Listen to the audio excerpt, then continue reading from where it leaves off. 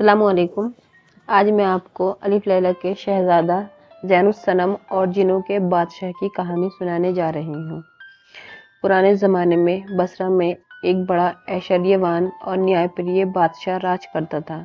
उसे सब कुछ प्राप्त था, किंतु उसे बहुत दिनों तक कोई संतान नहीं हुई, जिससे वो बहुत दुखी रहता था। नगर निवासी भी बादशाह के साथ मिलकर भगवान से प्रार्थना किया करते थे कि राजकुमार का जन्म हो। अंत में भगवान ने उन्हें सब की बात सुनी और मलिका को गर्भ रहा और 9 महीने बाद उसके एक पुत्र पैदा हुआ, जिसका नाम ज़ैनुस्सनम बादशाह ने रखा। अपने राज्य के सभी प्रख्यात ज्योतिषियों को बुलाकर आज्ञा दी कि शहजादे को भविष्य पूर्ण रूप से बताए। सब ने एक मत होकर कहा कि शहजादा बड़ा साहसी और प्रतापवान होगा और अपनी पूर्ण आयु को भोगेगा, किंतु इसके सामने जीवन में कई खतरे आएंगे। बादशाह ने कहा, इसमें तो चिंता की कोई बात नहीं। जो साहसी होता है वो खतरों का सामना ही करता है। फिर बादशाह का तो काम ही है खतरों से जूझे। ये खतरे और विपत्तियां ही बादशाहों को जीवन का मार्ग दिखाती है। तुम लोगों ने ये खुश करने वाली भविष्यवाणी की है। ये कहकर बादशाह ने ज्योतिषी को अच्छा इनाम देकर विदा किया। शहजादा बड़ा हुआ तो उसकी शिक्षा दीक्षा के लिए प्रत्येक विषय के लिए योग्यतम पूर्ण गुणी नियुक्त किए गए। कुछ ही दिनों में वो प्रत्येक विद्या और कलम में निपुण हो गया, किंतु बुढ़ापे की औलाद होने की वजह से वो लाड़ में कुछ बिगड़ भी गया। अपव्यय हो गया। कुछ समय के बाद उसके पिता रोगग्रस्त हुए और कोई दवा उस पर प्रभावी न हुई। मरने के पहले उसने ज़ैनुस्सनम को नसीहत की, तुम निठल्ले और स्वार्थी लोगों की संगत से बचना और अपव्यय ना करना, और जैसा बादशाहों को शोभा देता है दंड और उदारता की नीतियों में संतुलन रखना। फिर बूढ़ा बादशाह मर गया। ज़ैनुस्सनम ने निश्चित होकर अवधि तक मातम किया और फिर राज सिंहासन पर बैठ गया। अनुभव तो था नहीं। एक बारगी इतना कोष पाया तो दोनों हाथों से लुटाने लगा और भोग विलास में प्रवृत्त हो गया। उसकी माँ ने बहुत समझाने की कोशिश की, किंतु उसने उसकी बात अनसुनी कर दी। फलते खजाना खाली हो गया, राज्य प्रबंध चौपट हो गया, सैनिक नौकरी छोड़ने लगे। अब उसकी समझ में आया कि कहाँ गड़बड़ हो गई। उसने अपने नौजवान मित्रों को उच्च पदों से हटा दिया और अनुभवी राज्य प्रबंधकों को रखा।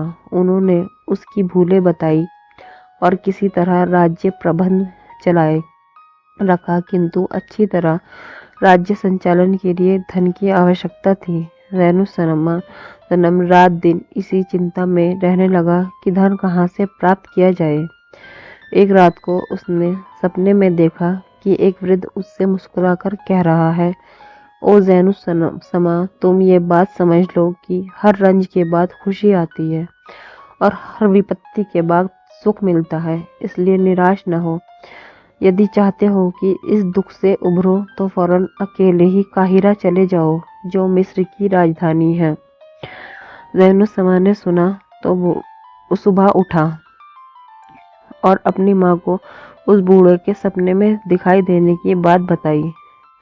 उसकी बात झूठी नहीं हो सकती थी। माँ ने उसे बहुत समझाना चाहा कि इस बेकार की खतरनाक यात्रा से बाज आ जाए, किंतु जब ज़ैनुस्सनम कोई बात ना मन में ठान लेता था, उसे पूरा ही करके छोड़ता था। उसने राज्य का प्रबंध अपनी माँ के सुपुर्द किया और स्वयं गुप्त रूप से महल से निकलकर काहिरा की ओर रवाना हो गया। उसने अपने साथ एक भी आदमी न लिया। कई दिनों की जोखिम भरी कष्टदायी यात्रा करने के बाद वो काहिरा के सुंदर और विशाल नगर में जा पहुंचा। हारा थका वो एक मस्जिद के अंदर जाकर सो गया। फिर उसने सपने में उसी बूढ़े को देखा जो कह रहा था, मैंने तुम्हारा साहस देखने के लिए तुम्हें काहिरा बुलाया था। तुम इस परीक्षा में पूरे उतरे। तुम बड़े बड़े भाग्यशाली राजा बनोगे। तुम बसरा लौट जाओ और वहीं पर तुम्हें अपार धनराशि मिलेगी।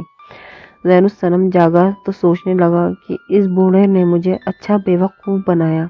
अगर बसरा ही में मुझे धन प्राप्ति होनी थी तो काहिरा तक क्यों दौड़ाया। उसने सोचा, यह भी अच्छा हुआ कि ये बात मैंने अपनी माँ के सिवा किसी और से नहीं कही, नहीं तो सभी लोग मेरी मूर्खता पर हंसते। खैर बेचारा फिर बसरा को चल पड़ा और कुछ दिनों में वहां कुशलतापूर्वक पहुंच गया। उसकी माँ को इतनी जल्दी लौट आने पर आश्चर्य हुआ और उसने इसका कारण पूछा तो जैनुल सनमा ने कहा, काहिरा की मस्जिद में देखे दूसरे सपने का हाल बताया। माँ ने उसे धीरज से कहा, ठीक ही है बेटा, तुम्हें यही बसरा में धन प्राप्त होगा। रात को जैनुल समा ने फिर अपने सपने में उसी बूढ़े को देखा। वो कह रहा था, जैनुल समा, अब वो समय आ गया है जब तुम्हें अतुल्य धन राशि मिलने वाली है। मेरी बात को ध्यान देकर सुनो। तुम्हारे पिता ने पहले अमुक जगह महल बनवाया था, वो वहां रहते थे। फिर इन्होंने ये महल बनवाया। पुराने महल में कोई नहीं रहता था। तुम वहां एक फावड़ा लेकर अकेले जाओ और जमीन खोदना शुरू करो। थोड़ी बाद देर तुम्हें खजाना मिलेगा। जैनुल समा ने सुबह अपनी माँ को बताया कि रात को वही बूढ़ा फिर मेरे सपने में आया था और उसने ये कहा है। ये सुनकर उसकी माँ हंसने लगी, बोली, वो बूढ़ा भी अजीब है। 2 बार सपने में आकर उसने तुम्हें बेकार इधर से उधर दौड़ाया। अब तीसरी बार भी कुछ बकवास कर गया जिसका कोई मतलब नहीं हो सकता। जैनुल समा ने कहा, अब तो मुझे भी उसकी बात पर विश्वास नहीं हो रहा है, लेकिन ये अंतिम बार है जब उसकी बात मान रहा हूँ। इस बार भी कुछ हाथ ना आया तो आइंदा उसकी बात पर ध्यान नहीं दूंगा। माँ ने कहा, चलो यह भी करके देख लो। इतना तो स्पष्ट है कि पुराने मकान का सहन खोदने में काहिरा की यात्रा से कम मेहनत है। जैनुल समा ने कहा, तुम अजब भी नहीं कि इस बार उसकी बात ठीक निकले। माँ ने कहा, तुम जो चाहे करो, मैं तो अब भी कहती हूँ कि ये सब बेकार की बातें हैं। जैनुल समा ने कुछ उत्तर नहीं दिया, किंतु माँ से छुपकर उसने पुराने महल को खोदना शुरू कर दिया। उसने लगभग 1 गज गहरा खड्डा खोद डाला, लेकिन वहां एक पैसा भी नहीं निकला। वो यकायक बैठ गया और सोचने लगा कि मैं फिर मूर्ख बना। मेरी माँ को मालूम होगा तो बहुत हंसेगी और कहेगी कि लड़का पागल हो गया है, बेकार ही की महल खोदकर खराब किया। कुछ देर सुस्ताने के बाद वो फिर उठा और खोदने लगा। अकस्मात उसका फावड़ा किसी कड़ी चीज पर पड़ा और उसने संभल कर खोदा तो संगमरमर की एक चट्टान पाई। उसको हटाया तो उसके नीचे सीढ़ियां दिखाई दी। उसने एक मोमबत्ती जलाई और उसके उजाले में सीढ़ियों से नीचे उतर गया।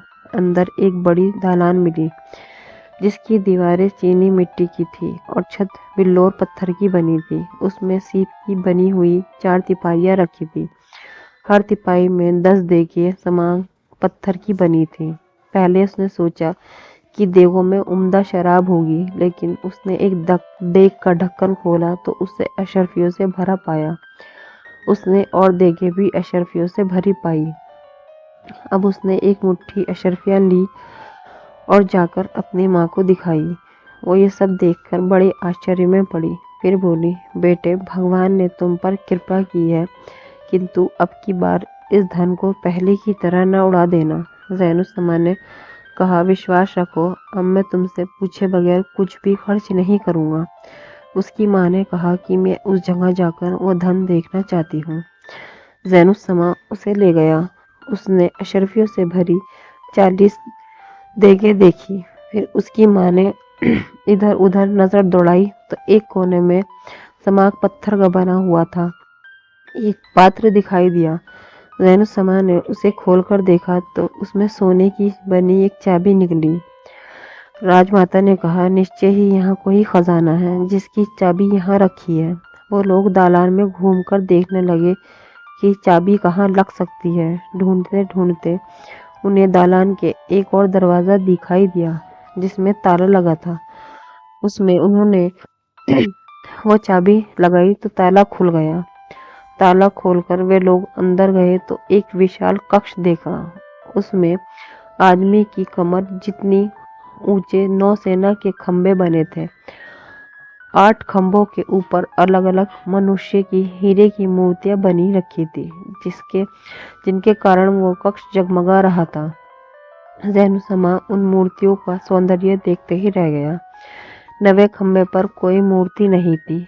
उस खंभे पर एक सफेद रेशमी कपड़ा मढ़ा था, जिस पर लिखा था, प्रिय पुत्र, ये 8 मूर्तियां अनुपम और अमूल्य है, किंतु 9वें खंभे के लिए जो मूर्ति है इससे भी बढ़कर है। अगर तुम उसे भी प्राप्त करना चाहते हो तो काहिरा चले जाओ। वहाँ मेरा पुराना सेवक मुबारक रहता है। वो वहाँ का प्रसिद्ध आदमी है और तुम्हें उसका मकान बगैर दिक्कत के मिल जाएगा।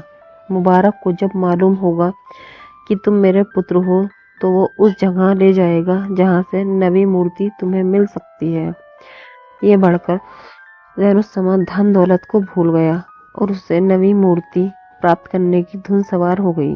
उसने अपनी माँ से कहा, अब मैं नवी मूर्ति प्राप्त किए बगैर नहीं रह सकता, मैं काहिरा जाऊंगा। उसकी माँ बोली, अब मैं तुम्हें कैसे रोक सकती हूँ? तुम ऐसे महान सिद्ध के आदेश पर काम कर रहे हो जो सर्वज्ञ है। तुम्हें उसके आदेश की पालना से कोई हानि नहीं हो सकती। तुम राज्य प्रबंध की भी चिंता न करो, मैं मंत्री की सहायता से सब संभाल लूंगी। लेकिन तुम अब पहले की तरह अकेले न जाना। अब की बार तुम्हें अकेले जाने का आदेश भी नहीं दिया जाएगा।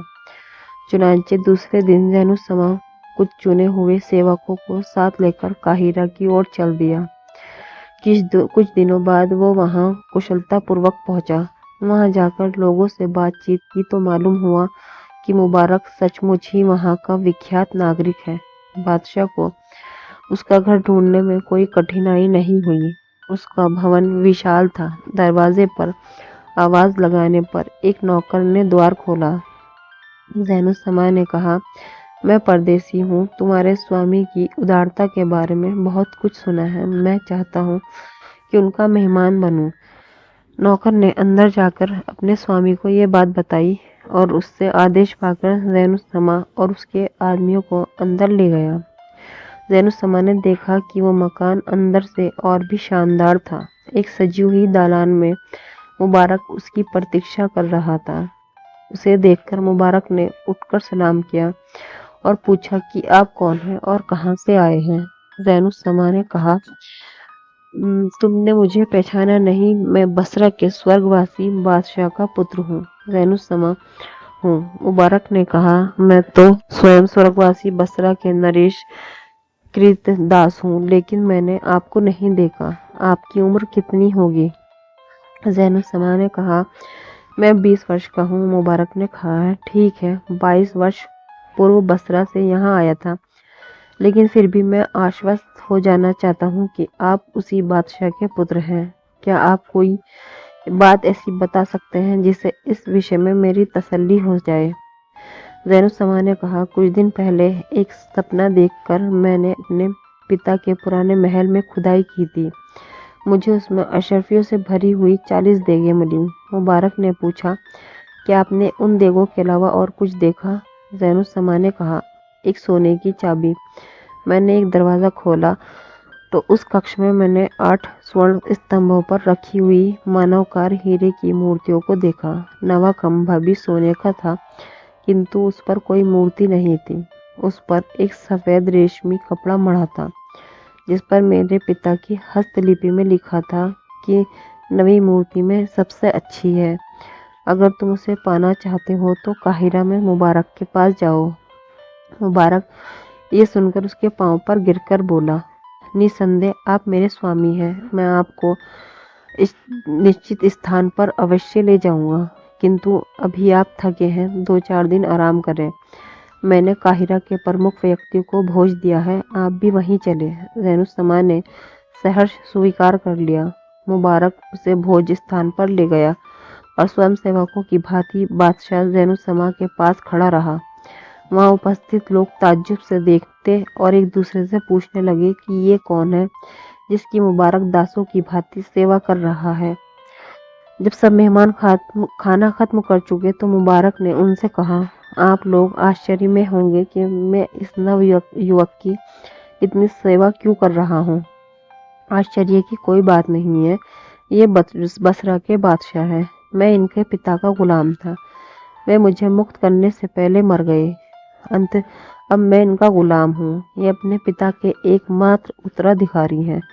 इस बार जैनुसमा ने कहा, मैं इस उपस्थित समूह के समक्ष घोषणा करता हूँ कि मैंने इन्हें अपनी दासता से मुक्त किया। सिर्फ एक बात जो अभी मैंने इनसे कही है, इन्हें करनी पड़ेगी। ये सुनकर मुबारक ने सिर झुकाकर शहजादे का आभार प्रकट किया। इसके बाद मदिरा का दौर चला। शाम तक सब लोग शराब पीते रहे। फिर मुबारक ने फल आदि देकर सबको विदा किया। जैनुसमा ने रात भर आराम किया और दूसरे दिन कहा, भाई अब मेरी यात्रा की थकन दूर हो गई है। मैं यहाँ घूमने नहीं बल्कि नवी मूर्ति लेने आया हूँ। अब यह अवश्य है कि उस काम के लिए चला जाए। मुबारक ने कहा, अच्छी बात है, किंतु आपको एक बात जानना जरूरी है। मार्ग में बहुत सी भयोत्पादक बातें होंगी। यह आवश्यक है कि आप किसी बात से भी भय न खाएं और किसी बात पर न ध्यान दें। नवयुवक बादशाह ने कहा, आप इत्मीनान रखें, मैं किसी भूत प्रेत से न डरूंगा और जैसा आप कहेंगे वैसा ही करूंगा। वैसे भी मैं बादशाह हूँ, मुझे किसी बात से नहीं डरना चाहिए। मुबारक सुनकर आश्वस्त हुआ। उसने अपने नौकरों को यात्रा की तैयारी का आदेश दिया। दूसरे दिन वो दोनों घर से चले, मार्ग के दर्शन स्थल देखते हुए। और लोग कई दिनों बाद एक बहुत संकरी रास्ते से चलने लगे। मुबारक ने घोड़े को 7 नौकर वहीं छोड़ दिए और आदेश दिया कि हम लोगों के लौटने तक तुम लोग यहीं हमारी प्रतीक्षा करना। अब वो जैनुसमा को लेकर पैदल चला। एक बार फिर उसने कहा, अब भयानक स्थान शुरू होता है।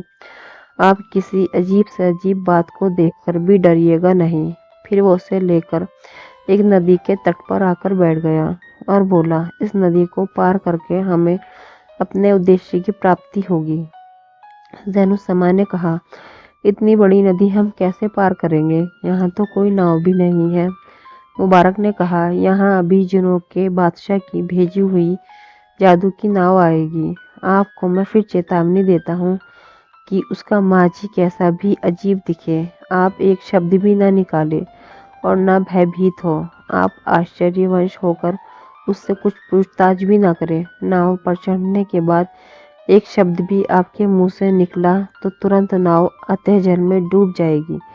जैनुसमा ने कहा, मैं बिल्कुल चुप रहूंगा और जो भी बात जरूरी होगी वो मुझे बता देंगे ताकि मैं उनका ध्यान रखूं। ये लोग बातें कर ही रहे थे कि उन्होंने एक चंदन की नाव जिसमें नीला रेशमी पाल लगा हुआ था अपनी ओर आते दिखी।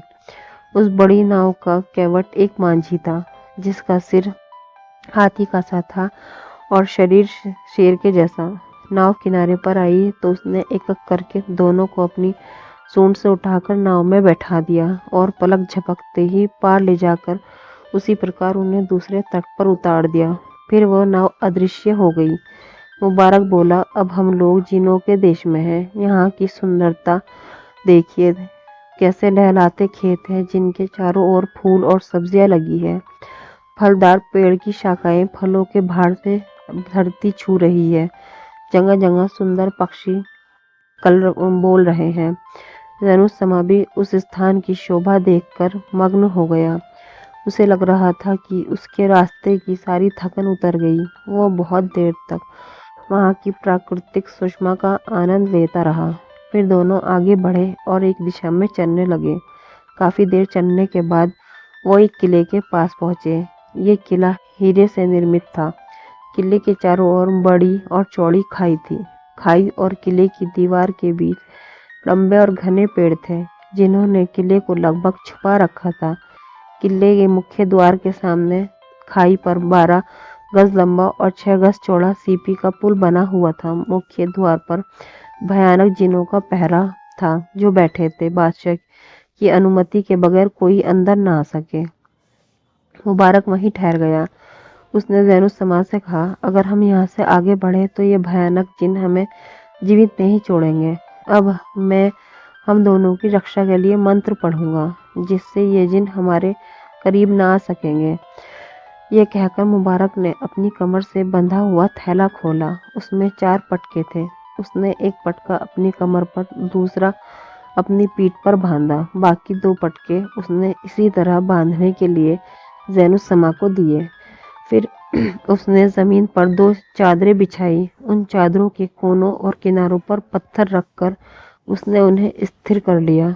फिर वो ज़ैनुस्समा से बोला, अब मैं जिन्नों के बादशाह के आह्वान करता हूँ। उसे यह किला अगर यहाँ वहाँ किसी भयानक रूप में आएगा तो उसका मतलब ये होगा कि वो हमारे आने से प्रसन्न नहीं है और हम लोग बड़े दुख में पड़ जाएंगे।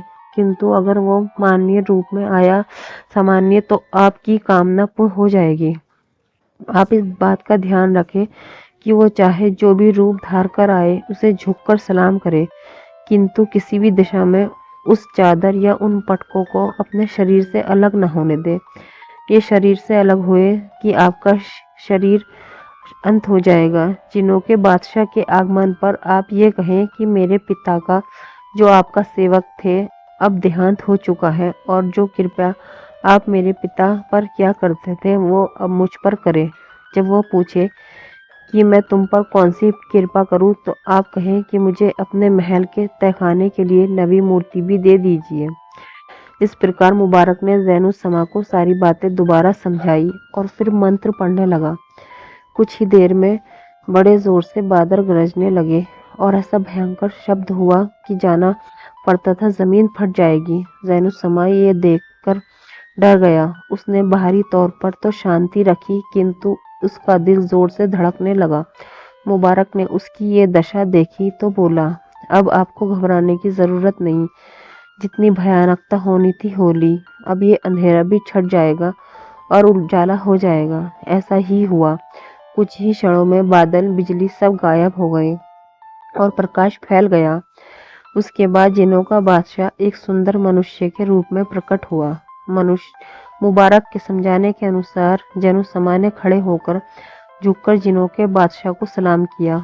जिन्नों का बादशाह मुस्कुराते हुए उसके समीप आया और बोला, मेरे बेटे, तुम्हारा स्वर्गीय पिता मेरे बड़े घनिष्ठ मित्र थे। मुझे उनसे बड़ा स्नेह था। जब भी वो मेरे पास आते मैं उन्हें हीरे की एक सुंदर मूर्ति भेंट में देता। वो उसे अपने साथ ले जाते। इस प्रकार मैंने उसे 8 मूर्तियां दी। मैंने उससे ये भी कहा था कि तुम नवी मूर्ति के लिए स्वर्ण स्तंभ बनवाओ और उस पर एक सफेद रेशमी चादर में अपने बेटे के लिए संदेश लिखकर छोड़ दो। तुम्हें वह संदेश पढ़ा और उसके अनुसार यहाँ आए हो। मैंने तुम्हारे पिता से प्रतिज्ञा की थी कि नवी मूर्ति मैं ज़ैनुस्समा को ही दूंगा। नवी मूर्ति सुंदरता में पहले की 8 मूर्तियों से कहीं अच्छी है। मैंने भी अपने प्रण के पालन हेतु वृंद के रूप में तुम्हें सपना दिया था और मैंने ही तुम्हारे पहले महल में छुपा हुआ खजाना तुम्हें दिलवाया था और तुम्हें अशरफियों की देगे भी पाई। फिर अंदर कमरे में जाकर उसे खोलकर तुमने स्वर्ण स्तंभ भी स्थापित करके हीरे की मूर्तियों को देखकर और फिर अपने पिता द्वारा लिखित संदेश को पढ़ा। मुझे मालूम है कि उस संदेश को पढ़कर ही तुम मुबारक के साथ यहाँ आए हो। उसके बाद जिन्नों के बादशाह ने कहा, तुम्हारी मनोकामना अवश्य पूरी होगी और तुम्हारी वांछित वस्तु मिलेगी। अगर मैं तुम्हारे पिता से उसका वादा ना करता तो भी मैं नवी मूर्ति तुम्हें ही देता, लेकिन उससे पहले तुम्हें मेरा एक काम करना होगा। तुम मेरे लिए एक कन्या लाओ। उसकी अवस्था 15 वर्ष की होनी चाहिए। वो रूपवती भी हो, उसका हृदय भी निर्मल हो। किंतु मैं तुम्हें चेतावनी देता हूँ, तुम उसके साथ भूलकर भी दुष्कर्म न करना, वरना तुम्हारी मृत्यु हो जाएगी। ज़ैनुस्समा ने कहा, मैं आपकी आज्ञा के अनुसार आपके उपभोग के लिए एक 15 वर्ष की कन्या जरूर लाऊंगा, किंतु कठिनाई यह है कि मैं उसका वहाँ सौंदर्य तो देख सकता हूँ, किंतु उसके अंतःकरण का हाल मुझे किस प्रकार ज्ञात होगा। हम मनुष्य हैं, एक दूसरे के दिल का हाल नहीं जानते। जिन्नों का बादशाह मुस्कुराकर बोला, तुम बुद्धिमान हो, तुम्हारी बात ठीक है। तुम मनुष्य तो एक दूसरे का दिल हाल नहीं जानते। हम जिन लोग भी एक दूसरे के दिल की बात नहीं जान पाते, लेकिन तुम्हारी कठिनाई दूर करूंगा।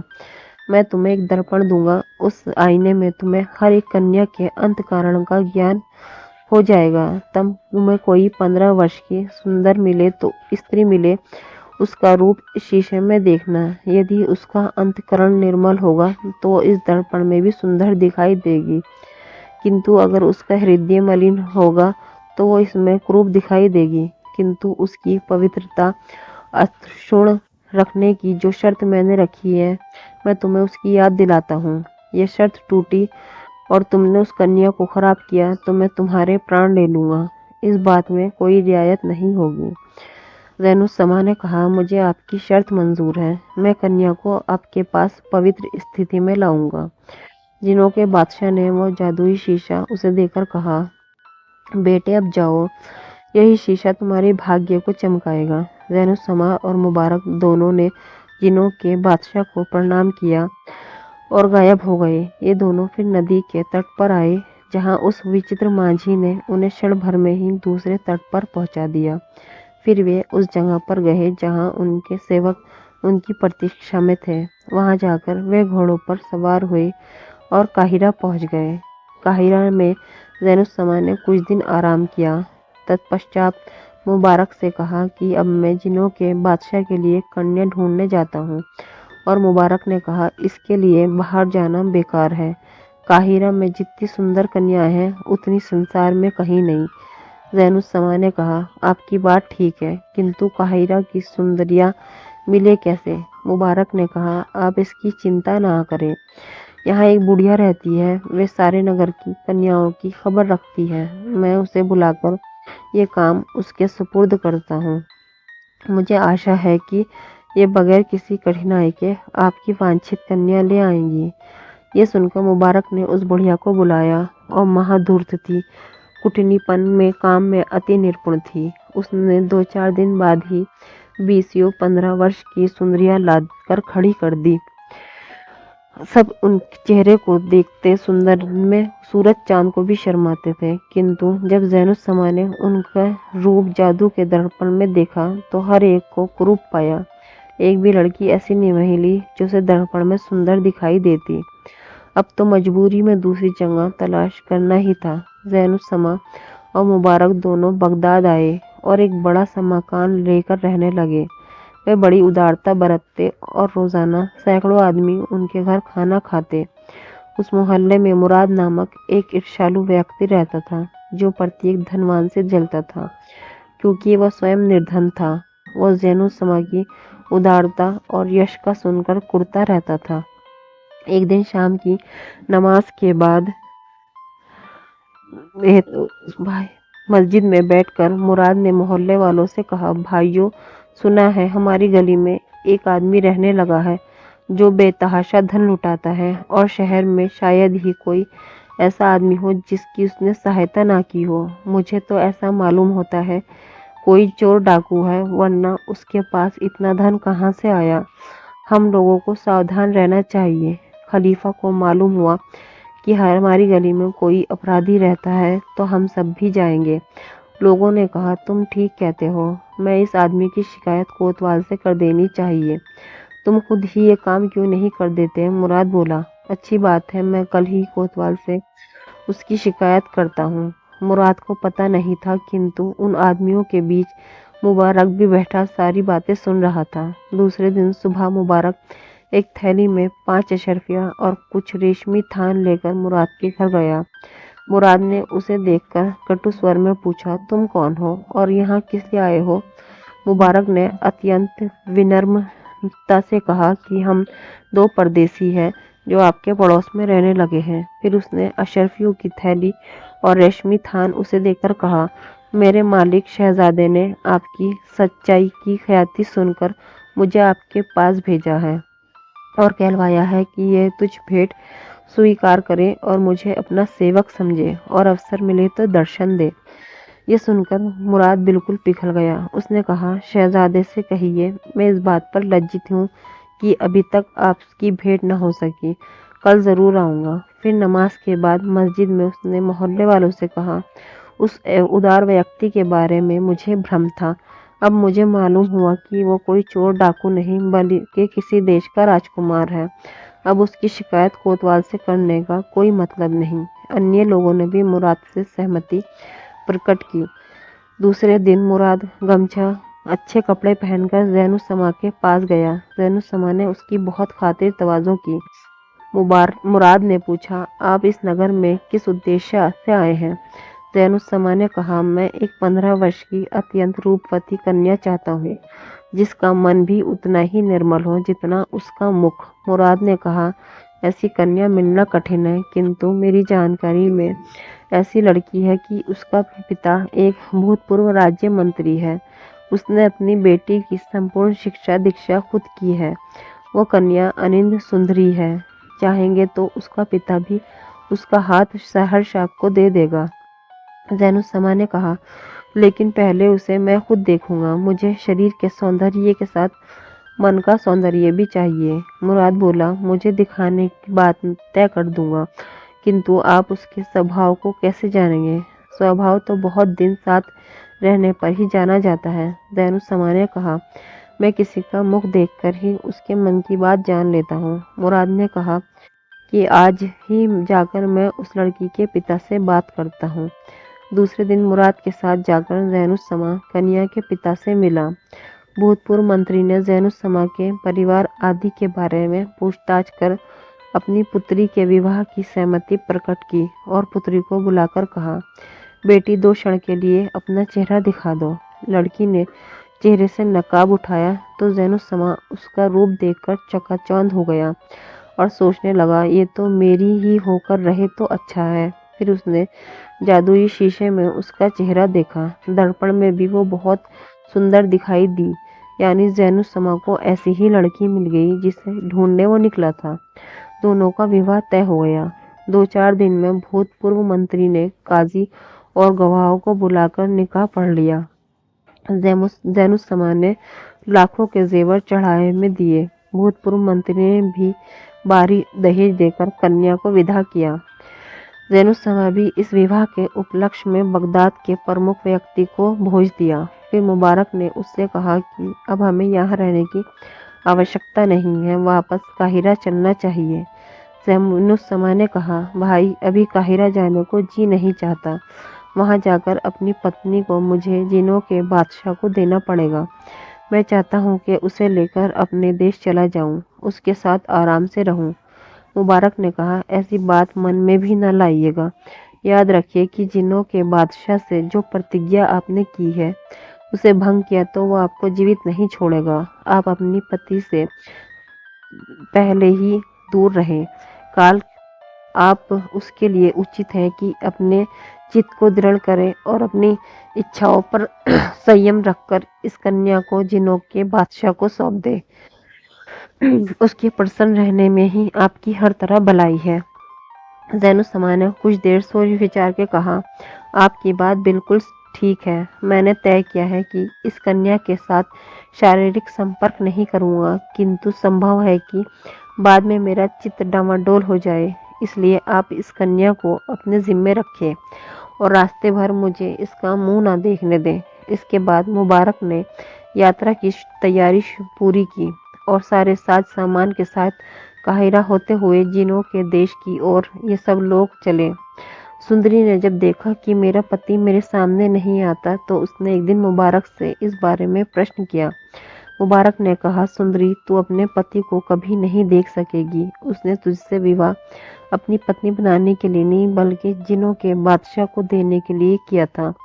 वो तो तुम्हें बहुत चाहता है, किंतु अगर उसने तुम्हें जिनों के बादशाह को ना दिया तो उसके हाथों मारा जाएगा। ये सुनकर वो रोने लगी और बोली, तुम लोग कयामत में खुदा को मुंह क्या दिखाओगे?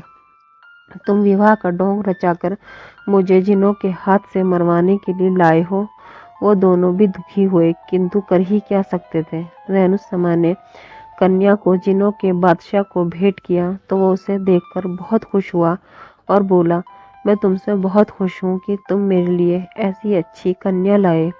अब तुम तुरंत अपने देश जाओ और वहाँ तुम्हें तहखाने में नवे खंबे में वांछित हीरे की मूर्ति मिलेगी।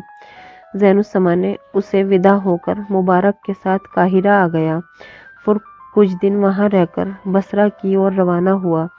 इस सारे अरसे में वो अपनी सुंदरी पत्नी को याद करके रोता रहा, जिसे उसने मरने के लिए जिन्नों के बादशाह को दे दिया था, और वो भी उसके पिता के साथ छल करके। सारे रास्ते वो दुखी रहा और बसरा पहुंच गया। उसके मंत्री और सभासद उसकी वापसी पर बहुत खुश हुए। सबसे मिलने जुलने के बाद वो अपनी माँ के महल में गया और उसे यात्रा का पूरा वृतांत बताया और कहा कि बगदाद के भूतपूर्व मंत्री की पुत्री से विवाह करके उसे जिनों के बादशाह को दे आया हूँ। बुढ़िया ने अत्यंत खुश होकर कहा, अब तुम्हें जरूर नवी हीरे की मूर्ति मिल जाएगी। अब तुम उस जगह चलो जहाँ पहले वाली 8 मूर्तियां हैं। जैनुस्समा ने मुंह से तो कुछ नहीं कहा, किंतु मन में कहता रहा कि ऐसी सुंदर जीवित मूर्ति को खोने के बाद मैं मूर्ति को लेकर क्या करूँगा। इसी कुड़हन को लिए हुए माँ के साथ तहखाने में आया, किंतु वहां जाकर देखा कि नवी मूर्ति के खंभे पर हीरे के बदले एक सुंदरी खड़ी है। पास जाकर देखा तो ये वही कन्या थी जिससे उसने विवाह किया था। जैनुस्समा ने उसे देखकर स्तंभित रह गया। सुंदरी बोली, तुम्हें तो दुख हो रहा होगा कि इसे तो मैंने मरने के लिए छोड़ दिया था, ये फिर मेरे सिर पड़ गई। जैनुस्समा ने कहा, अल्लाह जानता है कि तुम्हें छोड़ने का तो मुझे कितना दुख था, किंतु मैं वचनबद्ध था। फिर इस बात का डर था कि वचन तोड़ने पर जिनों का बादशाह मुझे मार डालेगा। मैंने तो रास्ते में भी कई बार सोचा कि वचन तोड़कर तुम्हें अपने महल ले आऊं, किंतु मेरे वयोवृद्ध मित्र ने मुझे इस बात से रोके रखा। मुझे नवी मूर्ति की बिल्कुल चिंता नहीं थी, किंतु मुबारक ने जिनों के बादशाह को नाराज करने से मुझे बाज रखा। अब मैंने तुम्हें बैठे ही पा लिया। अब मुझे नवी मूर्ति की तो क्या, सारे संसार के धन दौलत और राजपाट की कोई परवाह नहीं। जैनुस्समा की माँ आश्चर्य के साथ ये सब बातें देख और सुन रही थी। अचानक एक घंघोर शब्द हुआ, सारा भवन हिलने लगा। जैनुस्समा की माँ यह देखकर घबरा गई और चीख पड़ी। इतने में जिनों का बादशाह मनुष्य रूप में प्रकट हुआ और जैनुस्समा की माँ से बोला, मलिका, मैं तुम्हारे पुत्र से ही स्नेह रखता था। मैं से इस सफल बादशाह देखना चाहता था। मैंने तरह तरह से इसके शौर्य, विनय, आत्मसंयम और प्रतिज्ञा पालन की परीक्षा ली। ये सुंदरी सच्चारित्र कन्या भी है। मैंने अपने लिए नहीं, वास्तव में तुम्हारे पुत्र के लिए चुनी थी, इसलिए मैंने इसे यहाँ पहुँचा दिया। और ये लो, नवे खंभे पर लगाने के लिए ये हीरे की मूर्ति भी लो। ये कहकर उसने खंभे पर हीरे की मूर्ति लगाई और गायब हो गया। सब लोग बहुत खुश हुए और राज्य में कई दिनों तक बादशाह के विवाह का महोत्सव होता रहा। फ्रेंड्स, आपको मेरी ये कहानी पसंद आई है तो प्लीज़ मेरे चैनल को लाइक कीजिए, सब्सक्राइब कीजिए और ज़्यादा से ज़्यादा शेयर कीजिए। Thank you. अल्लाह हाफिज़।